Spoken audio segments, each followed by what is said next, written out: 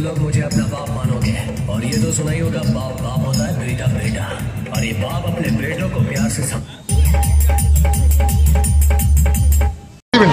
ভগবানের কাছে একটাই প্রার্থনা করলাম, সবার মঙ্গল করো, সবাইকে ভালো রাখো। আমার শত্রু হোক কিংবা মিত্র, সবাই যেন ভালো থাকে, ভগবানের কাছে এটাই প্রার্থনা। বারবার বলেন যে আল্লাহ সেই আজকের এই কর্নাটক সবাই আছে সেই ছবি ধরা পড়লো, কি বলবেন? এটা বাংলার কৃষ্টি, বাংলায় আমরা সব উৎসব একসাথে পালন করি।